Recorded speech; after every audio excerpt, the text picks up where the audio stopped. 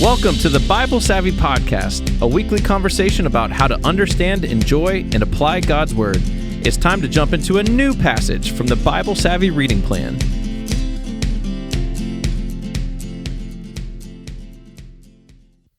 All right. Hey, everybody. We've got another episode for you, but David's got a question to get us kick-started. All right. That's a stupid intro. That's a stupid intro. But why don't we start off? You start that kicker. Roll the cameras. No. We're keeping it. David, what's the question? All right. Today's a nice, easy would you rather. So, would you rather always perpetually be 20 minutes late or 2 hours early? What, 2? Yes, 2 hours. 2 hours. 20 minutes late or 2 hours early to everything for the rest of your life. Courtney, what's your answer? Well, I'm perpetually late for things already. You were late to this. Yeah, you were late to this. It's 15 minutes, so that extra 5 is really going to make it worse. I was. Okay, so when I do the simple math on this, though, how many places do I go in a day? So today I had to be at work. I had to be at prayer. I had to be at this meeting. I have to, pick my daughter up. If I were 2 hours early to all of those things, that is like mathematically impossible. I'm not sleeping anymore. That's 8 hours. Yeah. Of being 2 hours early. Or you embrace your limits as a human being and you do less things. How do you take any of those things out? So I think I'm going with 20 minutes late, even though everyone would hate me. Like I would be a terribly hated person. My insides are crawling. What, David? Do you have an answer? Yeah, I would be 2 hours early for sure. What? I would be 2 hours early, and I really would. I would. Yeah, spit take. What's so funny? When I was a kid, anytime we were going somewhere, I would be the first we family 5. I'd be the first in the car. I'd be in the garage. I'd be in my seat, and I would just wait for my family to get out there. And I had a moment where I knew I knew what time we'd have to leave to be there early so that I could do X, Y, or Z. And if my family was not in the car, again, I was a kid, but I would get on the horn in the garage and I'd start slamming on the horn like, we gotta go right now. And it drove my family insane. But I was that kid. Like, whoa. I was like, no, if we aren't early, we are late. And so to this day, my insides crawl if I think I'm going to be late. Like I feel like I've disappointed the entire world, and I can't. I just can't live with that. So I would choose to be 2 hours early, and that would give me so much time in my Bible. Oh yeah, that's what you do with it. It's sanctify that. 2 hour Devo before every meeting. I would do less work, but I would do more deep work. Okay, guys. So that's it. Here's the thing. I think 2 hours early would ruin your life. That's how I feel. Like it's just. I mean, if you were the sort of person who had very few obligations and you had a lot of independent work, maybe you could pull it off. But it'd be so hard. It'd be so hard to coordinate. 20 minutes late is also pretty obnoxious. And it depends on what you mean by late, because if you mean 20 minutes after the planned start time, you can tell people, hey, this is my curse, right? Like I made a wish with a genie, but the side effect, this is the payment for it. But so everybody knows, yeah. So here's what happens. And so they accommodate you, and that's obnoxious, but it can be done. What if you couldn't tell people? What if that was part of the curse? Okay, and then you're just the guy that you're the guy that is. It could also ruin your life, but you might be able to accommodate it. I had 8 meetings, and my Thursdays are back-to-back meetings. 16 hours plus 8. You can't even do it. It's not even possible. It's not, the math doesn't work 2 out. hours early is not possible. All right, we should get to that. And that's a lively discussion this week, guys. Oh man, doesn't even work. All right, we are in Genesis chapter 37. Let me give you a little context here. The story of Genesis is the story of a family, and it tells 4 generations of this family story. We have talked about Abraham, Isaac, and Jacob, and now we are getting to Jacob's children. And if you thought any of the family stories leading up to this were wild and crazy, just wait till you hear about his 12 sons. Okay, so this story, the between Genesis 37 and the end of the book, so up till chapter 50, so it's a huge chunk of the book, is essentially a novella, right? It's an extended story about Joseph in particular, but it's Joseph and all of his brothers. Okay. And we'll talk about Joseph in the amazing Technicolor Dreamcoat, I'm sure. I got this one. So let's read Genesis chapter 37. And this is a little bit longer reading, but that's part of the thing in this part of Genesis. It's extended stories that don't make sense if you chunk them up too small. Yeah. So let's read chapter At least I'm 37. not going all the way through 50, whatever. Yeah. Here we go. Jacob lived in the land where his father had stayed, the land of Canaan. This is the account of Jacob's family line. Joseph, a young man of 17, was tending the flocks with his brothers, the sons of Bilhah and sons of Zilpah, his father's wives, and he brought their father a bad report about them. Now Israel loved Joseph more than any of his other sons, because he had been born to him in his old age, and he made an ornate robe for him. When his brothers saw that their father loved him more than any of them, they hated him and could not speak a kind word to him. Joseph had a dream, and when he told it to his brothers, they hated him all the more. He said to them, "Listen to this dream I had. We were binding sheaves of grain out in the field when suddenly my sheaf rose and stood upright, while your sheaves gathered around mine and bowed down to it." His brothers said to him, "Do you intend to reign over us? Will you actually rule us?" And they hated him all the more because of his dream and what he had said. Then he had another dream, and he told it to his brothers. "Listen," he said, "I had another dream. And this time the sun and moon and 11 stars were bowing down to me." When he told his father as well as his brothers, his father rebuked him and said, "What is this dream you had? Will your mother and I and your brothers actually come and bow down to the ground before you?" His brothers were jealous of him, but his father kept the matter in mind. Now his brothers had gone to graze their father's flocks near Shechem, and Israel said to Joseph, "As you know, your brothers are grazing the flocks near Shechem. Come, I'm going to send you to them." "Very well," he replied. So he said to him, "Go and see if all is well with your brothers and the flocks, and bring word back to me." Then he sent him off from the valley of Hebron. When Joseph arrived at Shechem, a man found him wandering around in the fields and asked him, "What are you looking for?" He replied, "I'm looking for my brothers. Can you tell me where they are grazing their flocks?" "They have moved on from here," the man answered. "I heard them say, 'Let's go to Dothan.'" So Joseph went after his brothers and found them near Dothan, but they saw him in the distance, and before he reached them, they plotted to kill him. "Here comes that dreamer," they said to each other. "Come now, let's kill him and throw him into one of these cisterns and say that a ferocious animal devoured him. Then we'll see what comes of his dreams." When Reuben heard this, he tried to rescue him from their hands. "Let's not take his life," he said. "Don't shed any blood. Throw him into the cistern here in the wilderness, but don't lay a hand on him." Reuben said this to rescue him from them and take him back to his father. So when Joseph came to his brothers, they stripped him of his robe, the ornate robe he was wearing, and they took him and threw him into the cistern. The cistern was empty. There was no water in it. As they sat down to eat their meal, they looked up and saw a caravan of Ishmaelites coming from Gilead. Their camels were loaded with spices, balm, and myrrh, and they were on their way to take them down to Egypt. Judah said to his brothers, "What will we gain if we kill our brother and cover up his blood? Come, let's sell him to the Ishmaelites and not lay our hands on him. After all, he's our brother, our own flesh and blood."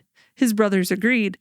So when the Midianite merchants came by, his brothers pulled Joseph up out of the cistern and sold him for 20 shekels of silver to the Ishmaelites, who took him to Egypt. When Reuben returned to the cistern and saw that Joseph was not there, he tore his clothes. He went back to his brothers and said, "The boy isn't there. Where can I turn now?" Then they got Joseph's robe, slaughtered a goat, and dipped the robe in the blood.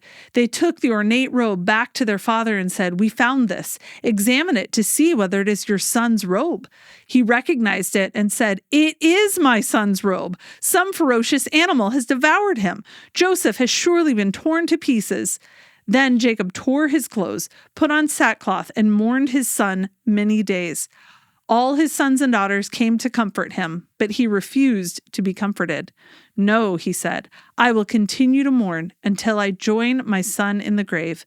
So his father wept for him. Meanwhile, the Midianites sold Joseph in Egypt to Potiphar, one of Pharaoh's officials, the captain of the guard. All right. Let's talk about the O and comma observations. What do you guys see in this passage? I just think the sheer audacity that Joseph has to share these dreams. I mean, the text says, like, at one point he brings a bad report to dad. He's kind of a tattletale. It's like the typical little brother, right? Like dad loves him more than the others, and still he goes, "Oh yeah, and by the way, guys, like, even though you can't say a kind word, the text says they could not speak a kind word. He says, and by the way, here's a couple dreams." Yeah. What made him think that was a good idea? I wonder what they mean. Yeah. What made him think that was a good idea? We talked last week. There seems to be a lot of sibling rivalry in the Old Testament, but man, I think it's a little bit cheating having read all of Joseph's story, but this is such a stark contrast of his character and who he is in the beginning. Like he's almost unrecognizable, this versus later in the life. Spoilers, guys, spoilers. But it is a little. It's a little stick to the text here. Shocking. And also, side note, I don't know if it's just because it's November. We've been talking about Christmas, but did anybody else get some Home Alone vibes? Oh, in this story, the like Kevin McAllister at the beginning of with all of the people he's kind of obnoxious pest. Yeah, like the younger brother, the younger cousin, like no one really wants to. Like he just, I don't know. Finally, they're like, fine, like let's leave, and not intentionally, but you know what I mean. He gets left behind. Like I sort of started to think, I'm like, I wonder if Home Alone was inspired by Joseph's story. Yeah, well, there is a whole like side plot with a bunch of burglars that come and the traps. It's great. It's really fun. Yeah, sure. Let's see here. I saw the observation. I think it's already been mentioned a little bit, but it says a couple of times that Jacob loved Joseph more than his other brothers, and it's emphasized by the gift of the robe here. And I'm struck by one thing. Okay, first of all, the translation we have, the NIV, calls it an ornate robe, and some people are going to be like, I thought it was a coat of many colors. Yes, red and yellow and green or and a Technicolor dream coat. Or a Technicolor chartreuse. There you go. Joe. Yeah, no, we're not doing it. So there is a thing where occasionally scholars ruin our fun. And here's what has happened. An older translation, this is a somewhat rare word in Hebrew, and an older translation did their best to say, we know this is fancy, and we think this word refers to a multicolored garment. And that would have been very luxurious in that day, because to have multiple color dyes would have been an expensive thing, right? It's more likely upon like greater research and they learned about things that the word just means it was fancy, and the way it was fancy probably meant it either had long sleeves, or it had fringes, which I think is pretty awesome. Like that, I like picturing the fringes. I've seen the movie. I know. Fashion I know forward. What it looked like. It's like, all right, Donny Osmond, let's get you in that. When he spins around and all like. So it could be good. It could be good. Yeah. But the point is this: Jacob is repeating a family pattern here. His mother favored him, and his father favored Esau, and there was favoritism in his family line. And now he has done the same thing, and it is not a good thing. It is stirring up the trouble that's already there. Yeah, I thought it was interesting in verse 11. It says his brothers were jealous of him, but his father kept the matter in mind. There's still just this, even these dreams where it's like, he says, is this dream? Will your mother and I and your brothers actually come and bow down to the ground before you? But he still has this little, it's that parent treasuring things up in their heart moment that we see, we see it throughout scripture as well. And we do it as parents, right? But it's like, he keeps this matter in mind. Like, okay, I wonder. And it's, I don't know. It shows a little bit more maybe of that favoritism that's happening, but it was just an interesting little half of a verse to me to think. Yeah. He stopped and thought, I wonder if that's actually going to happen. Yeah. I know. I had that down too. I also, in that verse 10, I don't want to miss this, but it does say his father rebuked him, which I think this is like a discipleship moment of like, it's like, yeah, I do love you the most. but don't tell your brothers. He was like, dude, read the room and chill a little bit. Hey, did it go well the first time you told him about a dream? Just stop it. No, now you've done it twice. I felt seen as a parent when I'm reading this, and I'm thinking about the conversations I have with my kids. I'm like, why don't you understand this? But knock it off, Yeah. There is an interesting pattern here with those dreams that we've seen in Genesis. There's a recurring pattern of the younger serving the older, or the older serving the younger, I should say. It starts with Cain and Abel for some reason, and we're not told why. God favors the younger brother Abel's, offering versus the older brothers. It happens with Isaac and Ishmael. It happens with Jacob and Esau. Like there's more than that even. There are lots of these places where the younger seems to get precedence, and now you're getting the very youngest out of, all of them. He's going to be, the top guy.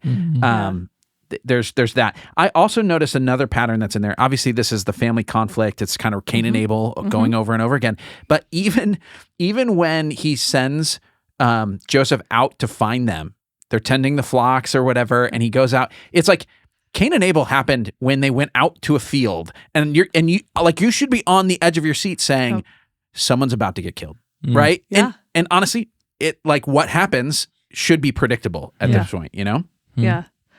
Also speaking to that, and this is skipping ahead, I'm sure we'll go back a little bit, but you mentioned Ishmael and the fact that they sell him to the Ishmaelites. Yeah. That's, I mean, just that little wink, right? Yeah, like that little wink to it's this deeper, one of the themes that I picked up on through the whole thing is this idea of exile. Like there's just these little things, like he's going away from home, he's going away from his family, and then he's like sent into the other family. Like let's move you clear over here and just continue to it's that, he's dropped in a cistern, but like isn't this a little deeper than that? Yeah, he gets sold out here. Yeah. This is me putting my men's pastor hat on for a moment, but this whole passage just reeks of all the worst parts of male culture to me. It really does. This is everything that I feel like I wake up thinking about, like, how do we deal with, pride and insecurity and guys having good, authentic accountability. And, you start with a guy who, like Joseph, it's either he's naive and emotionally unaware, socially unaware, or he's extremely prideful and he's boastful in front of his brothers too. Now another guy's pride is hurt and he's posturing and he wants to be better, so he's rallying up his brothers to get angry with him, and all of a sudden anger turns into let's kill him. Like, holy smokes, how did we get from this annoying little brother to let's just remove his existence? Like, to me, this might as well, it could be a field or this could be a locker room, of just guys of say just piling on, and it gets worse and worse and worse. It's one of the things that drives me absolutely just bonkers, of just saying like, can guys deal with their stuff in healthy ways, or is this part of the curse of sin, then the sinful heart? Yeah. Well, and even when there is a little bit of dissent, right? Like Reuben's like, could we not kill him? Right? Yeah.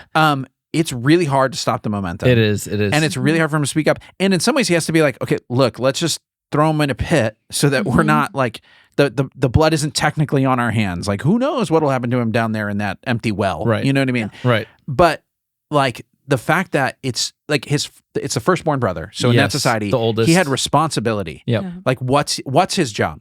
To look out for the littler siblings. Now they're adults, but it's still his responsibility to say, whoa, this is family. We don't do that, right? Let's protect each other. And he barely can muster up the responsibility to just do his job. You know what I mean? Like, just do it. And so they're like, again, there's that, like, I don't want to say this is only a male thing, but it particularly comes up when men who are like, look, I'm supposed to step up, but I won't. Yep. It's there in Reuben. Yep. Mm-hmm. Yeah. I even thought that one of the interesting things is the journey of the robe too. Yeah. Like, he gives him the robe. He makes this ornate robe. You have this picture of, in my mind anyway, of being put on him, this blessing put on him. And then they take the robe, they strip him of his robe. It's like they take the blessing and then they dip it in the blood, which, we all know blood has lots of implications in scripture. And then that robe is brought back And it's like, this is my son's robe. Like the robe has its own journey that it goes through. When you mentioned the blood, it made me again think, I'm making these connections right back to Cain and Abel. Like this keeps coming up. One of the things that God says to Cain when he's in trouble for killing him, he says, your brother's blood is crying out from the ground. And so to have Reuben be like, look, let's not actually shed his blood. Right? Like it's all this conversation about blood, right? Like it'll be on our hands, it'll be, whatever. Like there is a little bit of like, we're trying to cover up the tracks. Like it's instead of Cain, like, well, I buried him or whatever. It's like, well, what if we just don't kill him? And then maybe, you know what I mean? We're a little less guilty of this, that sort of thing. But the blood is part of that symbolism. Would Reuben and the brothers like orally know the knowledge of Cain and Abel at this point? Presumably, I mean, like it had been passed down. These are stories that it got passed somehow, right? Yep. But even if they don't, the author of Genesis, like Moses, is trying to craft this in a way that you make those connections, so that you're like, wait a minute, there's a reason why families are like this. There's a reason why there's division in the world. Yep, and you can trace the theme in that way. Yep. Yeah. Even and what's interesting is you can actually trace it forward. So the people who are reading this are Israelites. So they know we become tribes. Like these 12 brothers grow into 12 tribes, and that's where they get their names and so on. And those tribes like didn't always get along. Like there is conflict, there is war between them, including a civil war eventually. And so like you see here a little microcosm. Like if you were reading this in the King's era, you would have been saying, oh yeah, we see ourselves in all of that fighting. You know what I mean? Yeah. And so there's subtext that's going on here. What else do you guys see?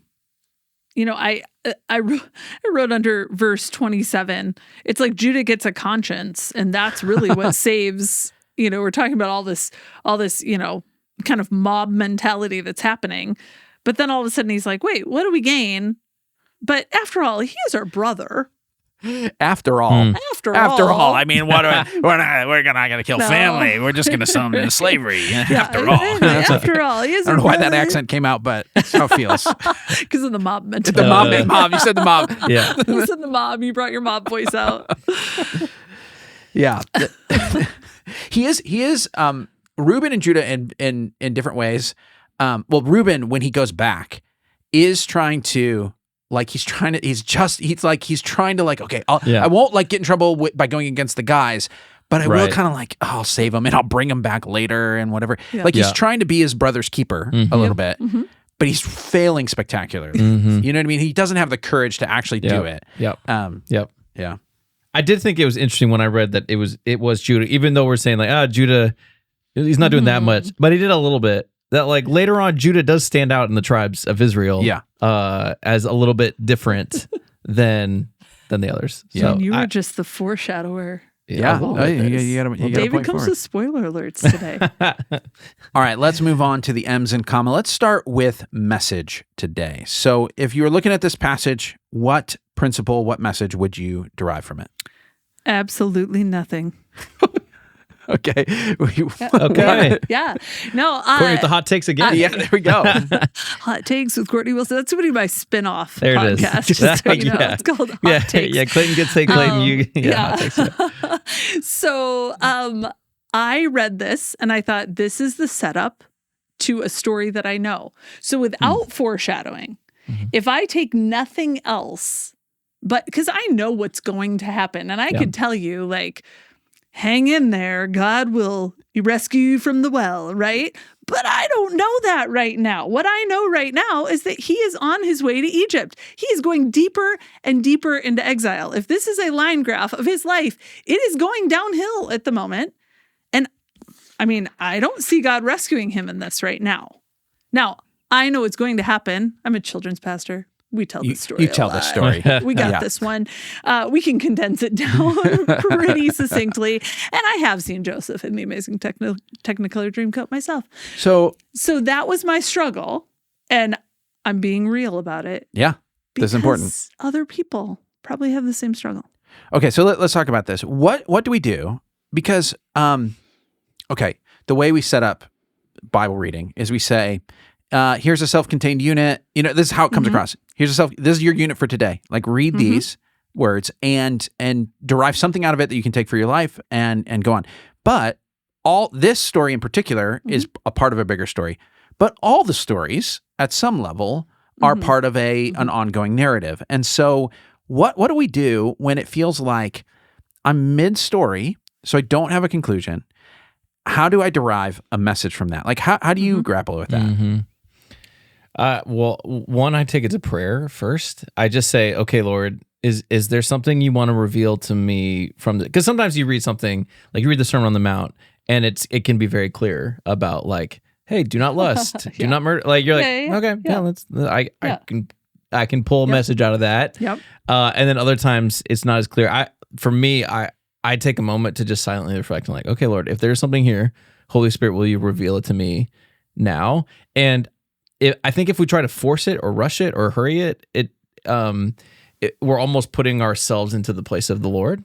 And so I do think sometimes I think it's okay to sit back and not have something clear right away. There might be something where like God's going to store that away, like a seed in your heart, and he's going to bring something out of it at a later time when it's the right time to understand, okay, this is why he had you read this particular text. But I think it's okay to wait and be patient. Yeah.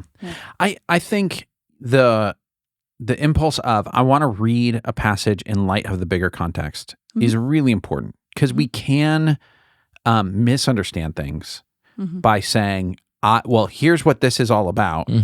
And they're actually a very famous example that people will use about taking a story out of context is there's a story about a guy named Gideon in the book of Judges. And what he does is he has this thing where he's being told by God to do something. And so he says, I'm going to take this fleece, this like, lambskin or whatever, and put it outside. And if in the morning it's soaked with dew, but the ground is dry, that'll be a sign, God, that you want me to do this. And then the next day he's like, well, now I want it to be dry, but the ground's wet. And he like does this to like know if God's telling him to do something.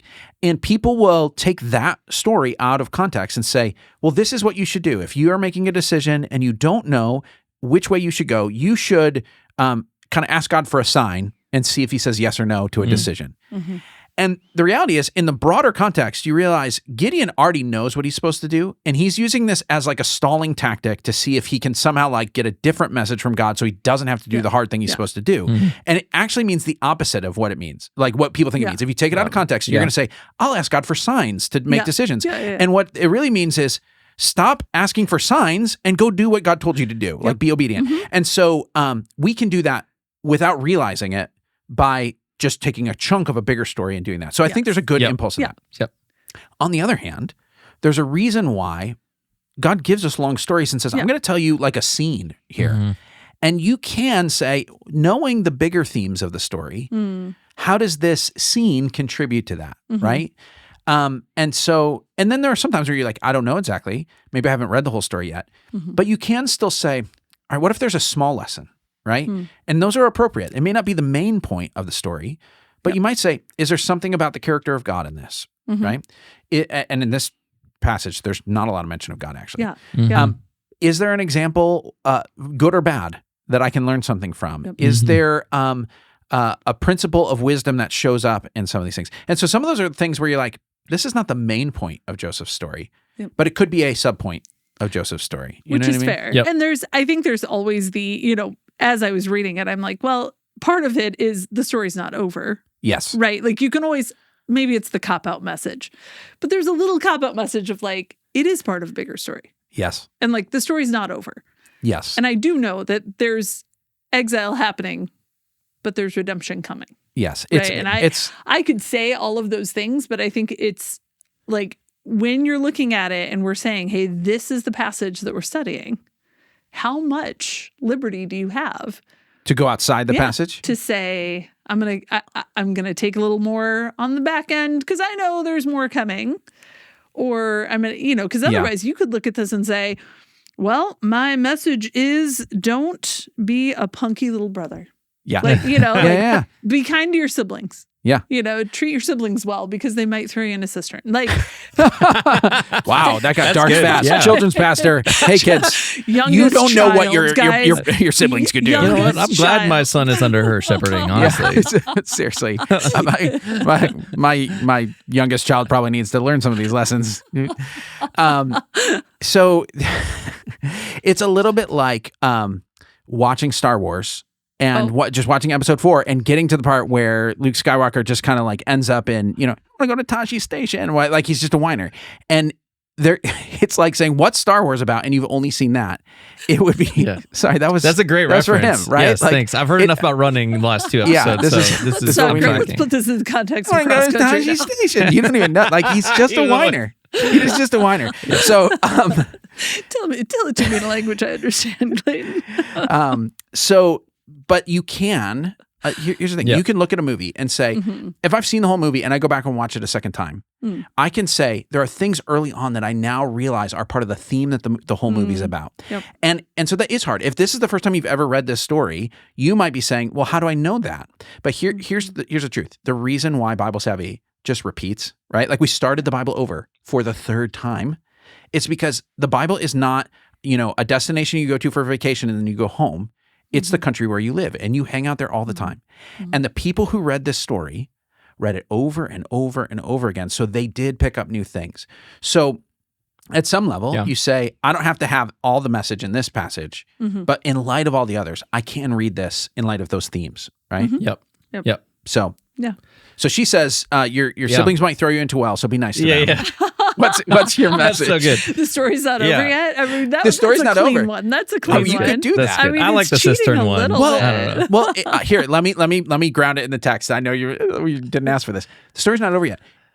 The man has dreams. Yeah. Right? Like he has something that says it's from God. Something's going to happen here.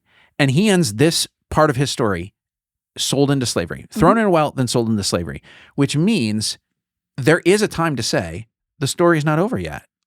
Right? And it's true. And he's further and further away. I mean, again, I wrote a lot of notes about like exile and what we do, but like he's further and further away. It's like he keeps going steps further from this dream that had to do with his family. Yes. So, I mean, do I feel like it's a little bit of a cop-out to say the story's not over yet? No. I also think, okay, fair game.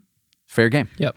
Game on. Go What do you ahead. got? So my message when I read this again, I still have my men's pastor hat on. I'm seeing things and observing things about the human condition and the sinfulness, our drive to something inside of us wants to sin often. And so my message that I pulled out of this was that without wise, godly mentorship and accountability, men will make avoidable mistakes.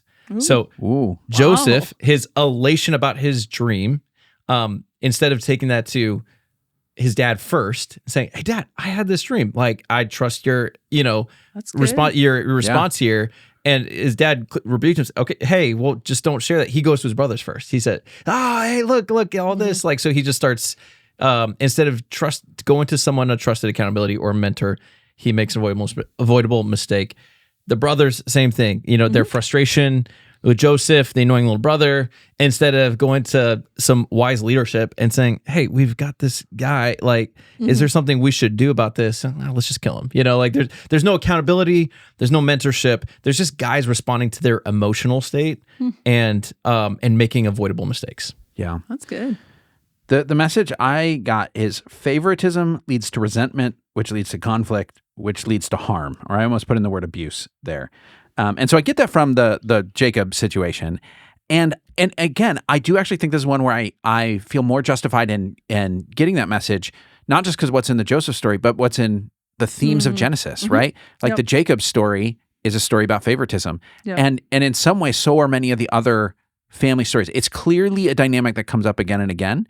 And it leads to the sorts of things that over the course of the history of God's people end up being a problem. And I'm sure in many families end up being a problem. So favoritism leads to resentment, which leads to conflict, which leads to harm. Yep. All right, let's talk about meditation. This is a challenging one because it's a long story. And again, like Courtney said, it's not all done. But here's I'm gonna give a question to meditate on based off of my message, which, you could have some different thing from your messages. But I'm going to say this. Let's have 45 seconds to prayerfully ponder where there is lingering conflict. Okay? So where there are things where you say, I have not necessarily handled this conflict well, or maybe others are mistreating me, or there's a dynamic that's set up where it is causing ongoing conflict that needs a better resolution. So have God reveal to you if there are any of those kinds of conflicts.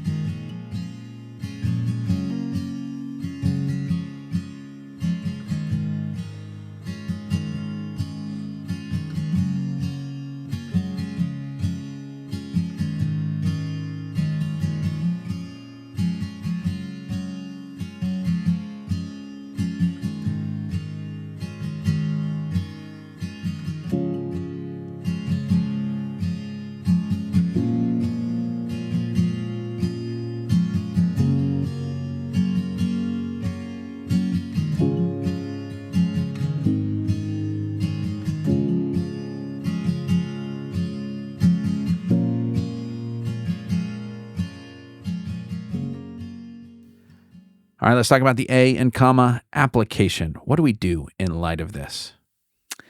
Well, because I did land on the message of that the story's not done yet, I think it's really just leaning into the story. It's having that trust that there's more to come. And again, like I say, when I teach this to kids, sometimes I actually will draw like a line graph of Joseph's life. Like, look, it's going up. Oh, things are going way down. And then it's going to come up. And then there's going to be a down. And then there's going to be, spoiler alert.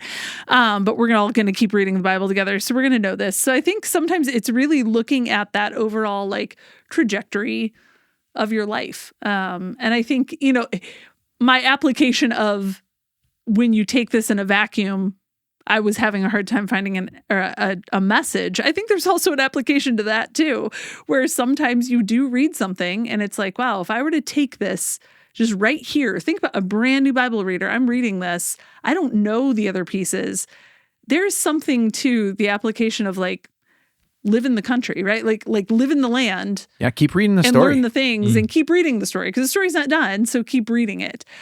So again, don't stop watching Star Wars when they go to Mos Eisley. I mean, like you got to keep going. So like if you haven't seen the Millennium Falcon, like you're just Star not. Wars. Okay, that's the beginning of a story for me. All right. I'm gonna pass it to David before there's any more Star Wars stuff. Oh, wait. You're going to pass it David to avoid funny. Star Wars? Whoa. I've never heard that before. All right. So my message was without wise, godly mentorship and accountability, men will make avoidable mistakes. So my application is to ask godly mentors and accountability partners for feedback often.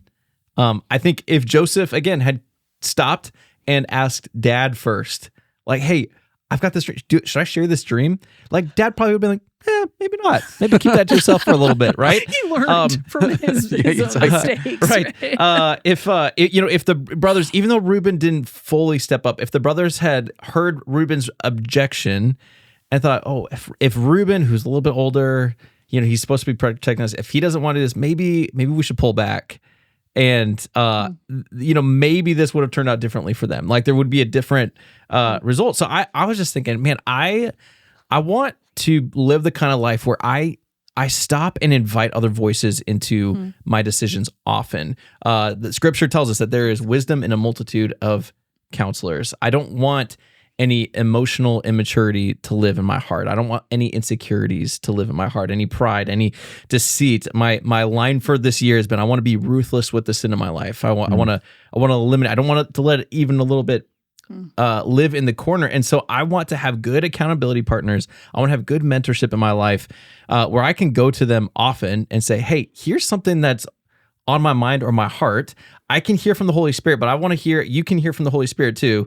So what do you think about me doing this, like taking this action, taking this step, moving in this area or whatever, and inviting those voices into my life so that I don't end up making a lot of these mistakes that plague a lot of men. Mm-hmm. So my message is favoritism leads to resentment, which leads to conflict, which leads to harm. And my application is to ask the question, is there any points in that chain where I'm at, right? And do I need to break it, right? Like, do I need to stop it there? And I on the favoritism side, that's probably where I'd reflect more. I don't know that I'm in situations of conflict or harm right now, right? Like, but to say, are there places where my preference makes it so that I favor a group of people, an individual or whatever. Obviously, I'm a dad, so I want to make sure that all my kids are feeling loved, and I don't have a preference. That new coat. Every some people are like, every parent's got a favorite, right? It's like, well, no, don't do that. No. That's not true. But I do want to make sure that it never feels that way, right, for my kids. Or even in a work situation, like I don't want to make it that it feels like, and I keep favoring someone else on my team, and David feels very, resentful because like I don't want David to get thrown in a well, right? That the rest of the discipleship team is likely to do that. Daniel. There's only one right now. Yeah, we just called him out.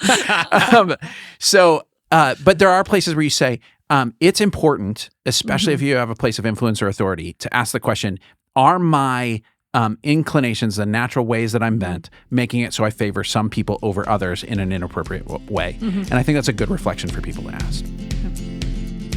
Thanks for hanging out with us. Join us again next Monday for a new episode where we'll be looking at another passage from the Bible Savvy reading schedule. And in the meantime, if you're not following along with the reading plan, check out BibleSavvy.com. Also, you can subscribe and leave a review on whatever platform you're listening or watching on. You can find us on YouTube or wherever you listen to podcasts. Email us your questions or suggestions at podcast@BibleSavvy.com. Lastly, tell your friends, and we'll talk to you next week.